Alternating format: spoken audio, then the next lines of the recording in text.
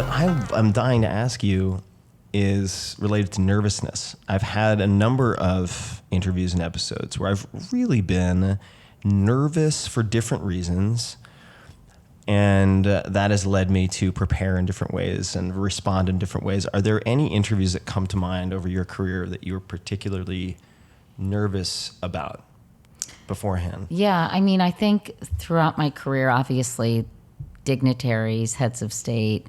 I remember I interviewed Yasser Arafat. I was very nervous about that. Ross Perot was very pugnacious and kind of ornery, and you never knew what he was going to do. I think, live interviews are really scary. Yeah, for sure. Because you can't, edit things out. You can't ask a question over again in a more eloquent way, and you're really on the spot. So I think live interviews would make me nervous. I remember I was supposed to interview with Tom Brokaw, O.J. Simpson, after he was acquitted. And I was a nervous wreck at the very thought of it, because I thought, first of all, I'm not a prosecutor. Mm-hmm. My husband, who had passed away later, but who was alive and covering a lot of the O.J. trial, knew everything. He was a white-collar criminal defense lawyer. And I just remember thinking that this is just a no-win situation. Right. First of all, I can't retry the case, nor could I, because I don't really have the talent or the skills to do that. And secondly, it was so divisive and polarizing, that whole situation, and so racially charged.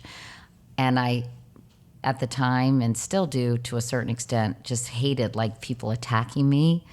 And I thought it was just a no-win situation. So when he bailed, I wanted to do a happy dance. I was so excited. So, situations like that would make me extremely nervous when I saw so much risk and so much downside and very little upside. Right.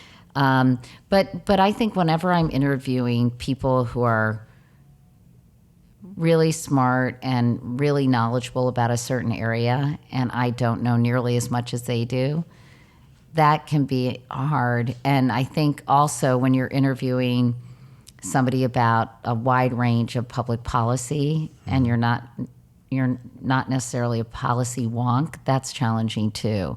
But to go to the White House and interview a president, either live or even on tape, is really stressful. Interviewing Sarah Palin, when I interviewed her, because I thought it was so important to strike the right tone, ask the right questions, and it was a very critical time, I think, to understand her motivations and actually her abilities. So I still get nervous when I have big interviews.